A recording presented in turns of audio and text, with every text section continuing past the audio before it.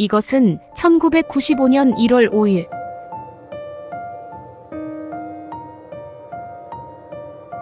광동성 공안청이 장성호 대형 강도 사건의 외국인 범죄 용의자를 직접 체포하던 당시의 실제 장면입니다. 이 순간 체포 요원들은 범죄 용의자의 머리카락을 거칠게 잡아당기며 분노를 억누르지 못했습니다. 이 비인간적인 범죄 집단은 무려 23명의 중국인 선원을 살해했으며 각 시신에 40kg에 달하는 철덩어리를 묶어 바다에 던져버리는 잔혹한 만행을 저질렀습니다. 이러한 잔혹한 범죄는 전례 없는 것이었습니다.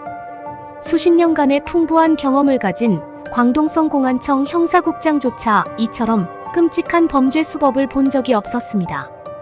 이 사건은 광동성의 1999년 최대 사건으로 분류되었습니다. 범죄자들의 잔혹 행위는 무려 10시간 동안 지속되었으며 더 충격적인 것은 다수의 중국인 범죄자들이 외국인 공범들과 함께 자국민을 잔혹하게 해쳤다는 점입니다. 범행 후 이 악랄한 범죄자들은 현장에서 승리기념 사진이라며 사진을 찍기까지 했습니다. 1998년 11월 12일 장성호라는 화물선은 상하이 바오강에서 14,000톤의 노슬래그를 적재한 후 상하이 항을 출발하여 말레이시아 항구로 향했습니다. 11월 16일 오전 8시경 장성호 화물선 소속 회사는 여전히 선장으로부터의 운항 신호를 정상적으로 수신했지만 그 후로는 화물선과의 연락이 완전히 두절되었습니다. 이는 장성호와 23명의 중국인 선원이 흔적도 없이 사라졌다는 것을 의미했습니다. 대형 화물선이 바다에서 갑자기 사라지자 사람들은 본능적으로 해적을 의심했으나 장성호가 적재한 것은 시멘트용 노슬렉으로 가치가 없는 물질이었습니다. 이 선박은 16,000톤이 넘고 길이는 140m 이상이어서 일반적인 해적의 표적이 되기 어렵다고 판단되었습니다. 시간은 어느새 1998년 12월 2일로 장성호 화물선이 연락이 끊긴 지 20일이 넘은 시점이었습니다. 이날 광동성 후이라이현의 한 어부가 바다에서 고기잡이 도중 철덩어리로 묶인 시신을 건져 올렸습니다. 시신은 해상에서 발견되었고 어부는 곧바로 배를 항구로 돌렸습니다. 이 시신은 밧줄로 묶인 후 40kg 넘는 철덩어리가 함께 묶여 바다에 던져졌습니다. 시신은 해수에 장시간 잠겨 있어 이미 부패가 진행되어 신원을 식별하기 어려운 상태였습니다. 그러나 경찰은 시신에서 한 권의 연락처 수첩을 발견했습니다. 이를 계기로 후이라이현 공안국장은 수첩에 적힌 첫 번째 번호로 전화를 걸었습니다. 그 결과 전화 상대가 죽은 자 양즈거의 아들이었음을 확인되었습니다. 전화를 받은 이는 죽은 자의 아들로 아버지가 장성호 화물선의 선원이었음을 확인하고 곧바로 이 사실을 아버지의 소속 회사에 알렸습니다. 양즈거의 아들은 이미 화물선이 실종된 지 열흘이 넘었다는 사실을 알고 있었고 즉시 회사에 연락하여 후이라이현 공안국과 연결하도록 했습니다.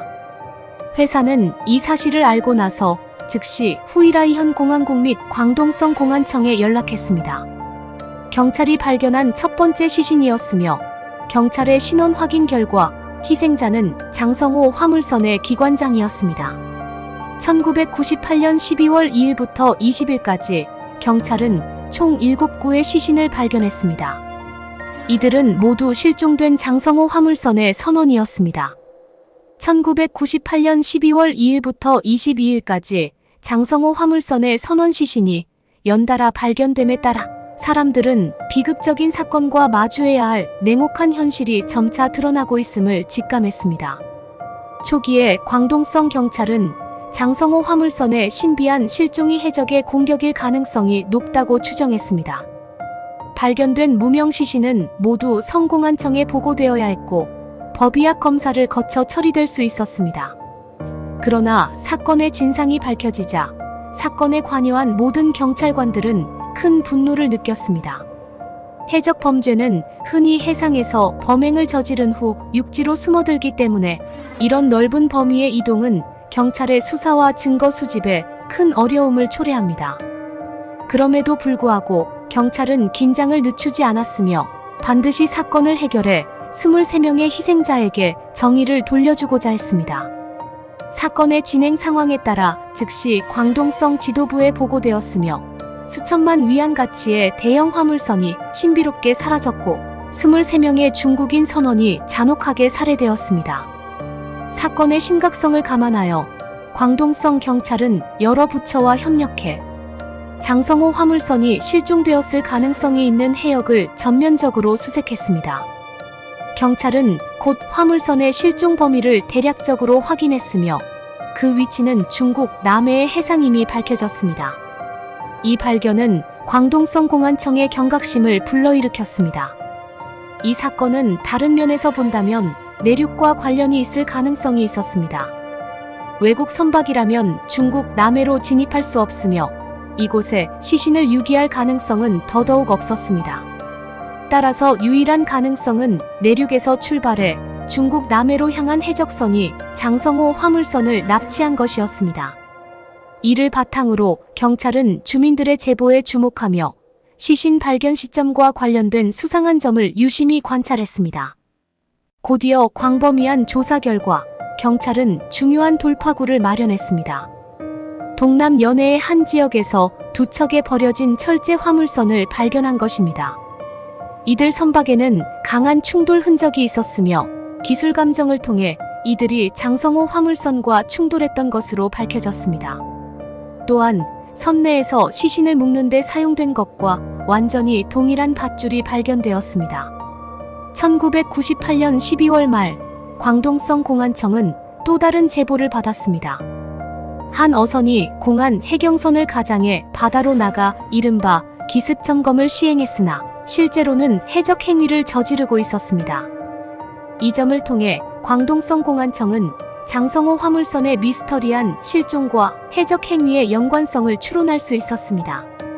일반적인 해적선은 대규모 무장범죄를 감행하더라도 장성호 화물선의 선원들에게는 구조 요청을 할 시간이 있을 법했으나 사건 발생 당일 소속 회사는 구조 신호를 전혀 받지 못했습니다. 이는 장성호 화물선에 올라탄 강도들이 당시 법적 신분을 가장해 선원들에게 경계를 풀게 만들었을 가능성을 시사합니다. 1월 4일 밤 11시 50분 각 수사팀은 정보를 종합하며 체포작전을 준비하고 있었습니다. 목표는 한 발의 총성도 없이 이 잔혹한 범죄자 집단을 체포하는 것이었습니다. 동시에 다수의 폭동 진압부대를 대기시키며 만일의 사태에 대비했습니다.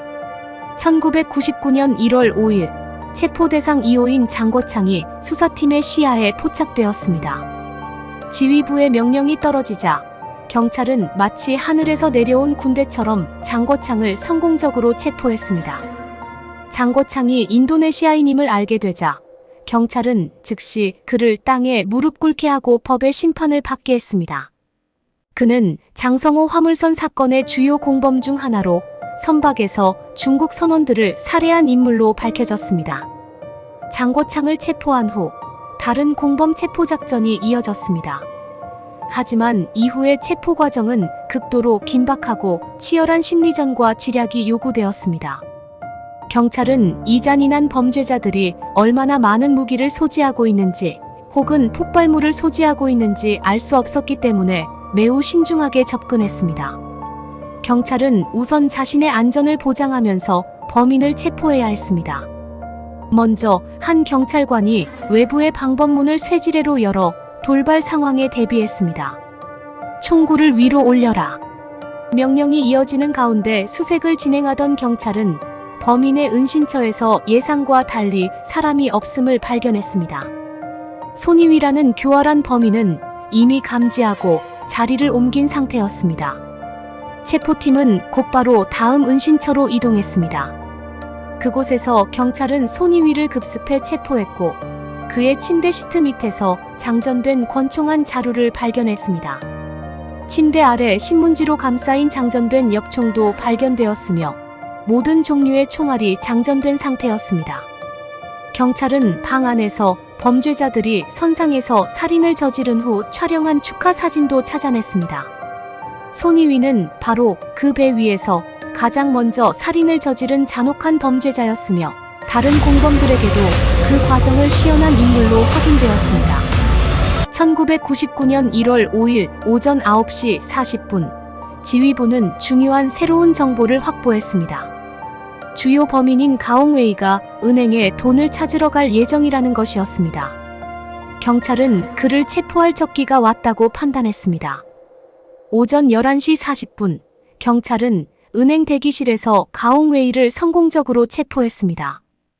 그러나 체포된 후 가옹웨이가 한 말은 사람들을 경악하게 했습니다. 그는 뻔뻔하게 자신이 양심 있는 사람이라고 주장하며 사건의 책임을 공동으로 져야 한다고 했습니다. 사진 속 상반신을 드러내고 웃으며 손에 칼을 든 이 남자가 바로 가옹웨이였습니다. 그는 허난성 난양 출신의 중국인으로 외국인 범죄 조직과 결탁해 주요 공범으로 활동하며 선원들을 살해하는 데 가담했습니다. 경찰의 조사와 수사가 계속되었고 1999년 8월 12일 새벽 경찰은 샤먼의 한 호텔에서 손이위와 가옹웨이에게 자금을 제공한 리용순을 체포했습니다. 8월 14일 저녁 10시 사건의 총책임자이자 본 사건의 제1인자인 웡스량이 체포되었습니다. 1999년 9월까지 경찰은 40명 이상의 관련자를 체포했습니다.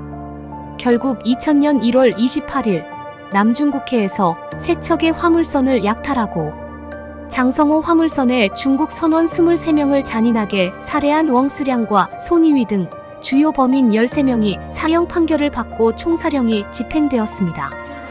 2002년 2월 22일 또 다른 도주 중이던 주요 공범 장쥐농이 산시성 저우주현에서 체포되었습니다. 장성호 화물선의 23명 선원 중 11구의 시신만이 발견되어 인양되었습니다. 오늘날까지 장성호 화물선 자체는 여전히 실종 상태입니다.